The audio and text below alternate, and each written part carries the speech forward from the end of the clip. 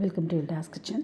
இன்றைக்கி ஏர் ஃப்ரையரில் எப்படி பாதுஷா செய்யலான்னு பார்க்கலாம். சாதாரணமாக நம்ம பாதுஷானா நிறையா எண்ணெயில் ஃப்ரை பண்ணி எடுப்போம். இது வித்தியாசமாக இருக்கும். 1.5 கப் நான் மைதா எடுத்திருக்கேன். சாதாரணமாக மைதாவை ஜலிச்சு தான் செய்யணும். நான் வீடியோ எடுக்க மறந்துட்டேன். நல்லா ஜலிச்சுக்கோங்க. கூட 1/2 டீஸ்பூன் பேக்கிங் பவுடர் சேர்த்துக்கலாம். 1/4 டீஸ்பூன் பேக்கிங் சோடா, கொஞ்சமாக நம்ம உப்பு சேர்த்துக்கலாம். இதெல்லாம் சேர்த்து நல்லா மிக்ஸ் பண்ணிக்கலாம்.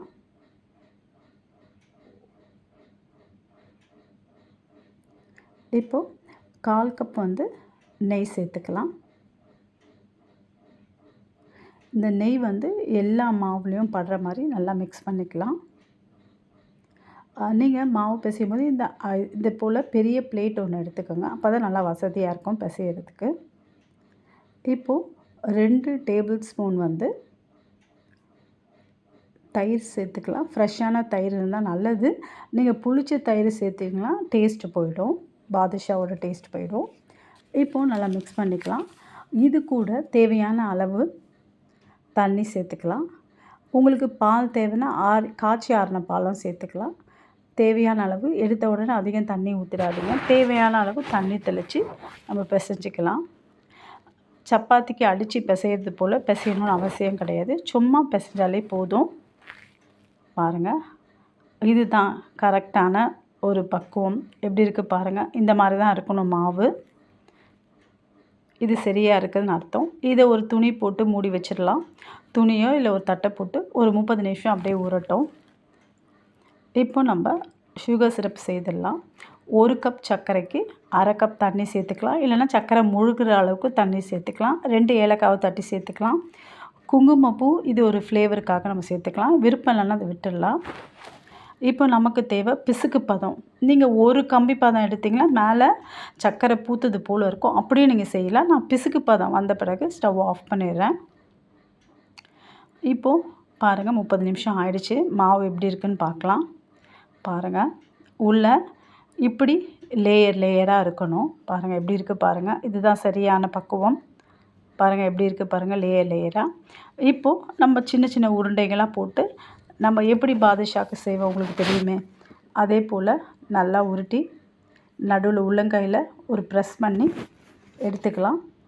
இப்போது இது கட்டை விரல வச்சு ஒரு ஓட்டை மாதிரி அப்படி போட்டுடலாம். இப்படி வச்சு அப்படி திருவி எடுக்கணும். அவ்வளோதான். இதே போல் எல்லாத்தையுமே செய்து எடுத்துக்கலாம். இந்த 1.5 கப்பு மாவுக்கு 12 பாதுஷா கிடைக்கும். நம்ம பாதுஷா ஏர் ஃப்ரையரில் தான் செய்ய போகிறோம். இது மேலே லைட்டாக நெய் அப்ளை பண்ணிக்கலாம், கீ அப்ளை பண்ணிக்கலாம். இதுதான் நான் வாங்கினது. இது வாங்கி ஒரு 3 வாரம் ஆச்சு. Pigeon healthy fryer. இப்போது அந்த பேஸ்கெட்டை ஓப்பன் பண்ணி குக் பண்ணுறதுக்கு ஃபுட்டை உள்ளே வச்சுட்டு பேஸ்கெட்டை லாக் பண்ணிடலாம். லாக் பண்ணிட்ட பிறகு ஏர் ஃப்ரையர் ஆன் ஆகும். டிஸ்பிளேயில் லெஃப்ட் சைடில் டெம்பரேச்சர் அதிகப்படுத்திக்கலாம், கம்மி பண்ணிக்கலாம். ரைட் சைட் பார்த்திங்கன்னா டைம் செட்டிங் இருக்கும். அதுலேயும் அதிகப்படுத்திக்கலாம், கம்மிப்படுத்திக்கலாம். மெனு பட்டன் யூஸ் பண்ணி நம்ம மெனு செலக்ட் பண்ணிக்கலாம். இங்கே ஆல்ரெடி ப்ரீசெட் பண்ண டெம்பரேச்சரில் ஃப்ரெஞ்ச் ஃப்ரை, சமோசா, பீஸான்னு ஒவ்வொன்றும் எவ்வளவு நேரம் குக் ஆகுன்றது இந்த டெம்பரேச்சரில் பார்க்கலாம். நான் பாதுஷா குக் பண்ண போகிறேன். நான் மெனுவில் பீஸா செலக்ட் பண்ணிவிட்டு அதுக்கப்புறமா பவர் பட்டன் டச் பண்ணால் ஆன் ஆகிடும். குக்கிங் நடந்துட்டு இருக்கும்போது இன்பிட்வீன் இந்த பேஸ்கெட்டை ஓப்பன் பண்ணி நம்ம செக் பண்ணலாம். அப்படி செக் பண்ணும்போது எவ்வளவு குக் ஆகி இருக்குது நம்ம பார்க்கலாம். இல்லைன்னா நம்ம பாதுஷாவை இப்போ திருப்பி போடலாம். வெளியே எடுத்துட்டு என்ன பண்ணலாம், மேலே லைட்டாக நான் கீ கொஞ்சம் அப்ளை பண்ணிக்கிறேன். நாம் வெளியே எடுத்தோன்னா, அந்த பேஸ்கெட்டை வெளியே எடுத்தோன்னா ஃபஸ்ட்லேருந்து குக் பண்ணணும்னு அவசியமே இல்லை. பேஸ்கெட்டை இன்சர்ட் பண்ணால் எந்த டைமில் ஸ்டாப் பண்ணோமோ அதுலேருந்து ரன் ஆகும். நான் 15 நிமிஷம் செட் பண்ணியிருந்தேன். 10 நிமிஷம் குக் ஆகிடுச்சு. இன்னும் 5 நிமிஷம் இருக்குது. அப்போ தான் நான் வெளியே எடுத்து இந்த மாதிரி அப்ளை பண்ணி நான் திரும்ப இன்சர்ட் பண்ணிட்டேன். பாருங்கள், இன்சர்ட் பண்ணியாச்சு. இன்னும் 5 நிமிஷம் தான் இருக்குது. அது குக் ஆக்கி முடிஞ்சிடும்.